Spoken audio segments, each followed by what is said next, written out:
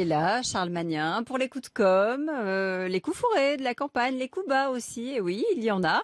On commence peut-être avec Emmanuel Macron ce matin, qui était en meeting ce week-end, samedi à Marseille. À Marseille, et justement, attention, pour chauffer le public marseillais, Emmanuel Macron a pu compter sur un de ses soutiens, le député Christophe Castaner. Qui saute pas n'est pas marseillais, ok? Qui saute pas n'est pas marseillais, ouais! Qui saute pas n'est pas marseillais. Allez, allez. Et je vous en propose une autre. Qui saute pas n'est pas Macron. Voilà, alors l'homme n'est pas Macron. Alors l'homme que vous voyez sautiller, oui, et qui a le sens du rythme, est un élu de la République, je tiens à le rappeler quand même. Et puis, une fois sur scène, Emmanuel Macron en a à peine fait des caisses dans ses références marseillaises. Ce n'est pas ici que je vais vous l'apprendre. Nous sommes bien nés sous la même étoile. Et parce que oui, Ayam a supporté cette culture française aussi, ça ne serait pas Ayam pour les uns et Giono et Pagnol pour les autres. Aujourd'hui, et comme on dit ici, on craint des gains. Il manque que le ricain et les boules de pétanque. Oui, normalement. Oui, c'est dégain. Mais en tout cas, il était à deux doigts. Non, ce sera la dernière fois que je ferai l'accent marseillais. Un peu plus, et il nous récitait la recette de la bouillabaisse. Alors, un Macron, vous l'entendez, très en forme, peut-être trop en forme, car en fin de discours, il est retombé dans ses travers. Mais je vois quoi? Des Marseillais! Je vois quoi? Je vois des Français! Et ils sont fiers d'être Français. 3 semaines durant lesquelles j'attends tout de vous, parce que rien n'est gagné. Vive la République! Vive la France!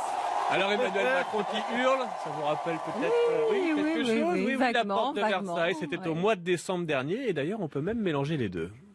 Ce que je veux, c'est que vous, partout, je vois des Français!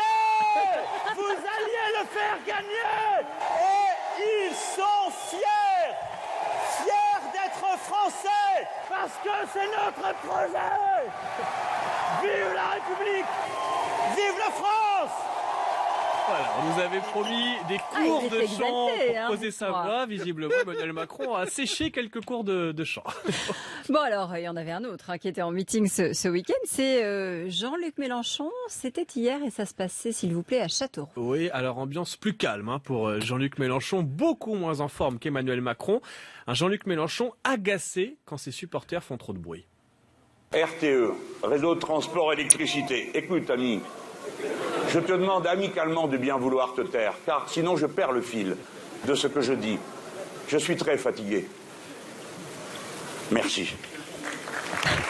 Voilà, toi, camarade, je suis fatigué. C'est honnête de la part de Jean-Luc Mélenchon de reconnaître qu'il est fatigué en campagne. Et puis d'ailleurs, même fatigué, il n'a rien perdu de sa verve. Et bien entendu, Jean-Luc Mélenchon nous a offert quelques expressions et quelques anecdotes. Et puis tout d'un coup, tchouf, il y a des bourgeons. Et puis tout d'un coup, plouf, il y a des fleurs. Autrefois, ma grand-mère était satisfaite de me voir et elle le disait à mon épouse, alors, il est bien gros, bien propre et bien peigné. Roule bouboule, dehors, au suivant. Je vous dis les choses comme ça, parce que bien souvent, quand on rit, on retient. Roule bouboule, la botanique avec tchouf et plouf. Oui, tchouf et plouf, roule bouboule. Il est bien peigné, bien gros, tout ça. Exactement. Les expressions de Mélenchon, c'est un des petits plaisirs du week-end. On ne s'en lasse pas. Bon. Un petit mot de Marine Le Pen? Oui, si vous voulez. Allez, Marine Le Pen, qui elle aussi a une idée. Sur les causes du départ de Julien Lepers, oui, vous c'est savez, ça? pendant une campagne, on interroge les candidats un peu sur tout et n'importe quoi. Et Marine Le Pen s'est ainsi confiée au magazine Télé Loisirs sur ses goûts en matière justement de télévision, et surtout, elle nous révèle, attention, sa théorie sur l'éviction de Julien Lepers et la fin de 30 millions d'amis. Je regrette beaucoup le départ de Julien Lepers. Je pense que la guerre qui est menée aux émissions populaires, comme celle de Julien Lepers, ou à sa personnalité, ou comme la disparition de 30 millions d'amis, par exemple, ça c'est vraiment là aussi une volonté politique et on sait d'où ça vient. On sait d'où ça vient. Alors, a priori, Marine Le Pen a des infos, un cabinet noir qui travaillerait à l'éviction de Julien Lepers. Ça va du système. Ouais, c'est Et de 30 millions d'amis. Et de 30 millions d'amis. Alors, quel cabinet noir s'attaque aux animaux? On attend les preuves.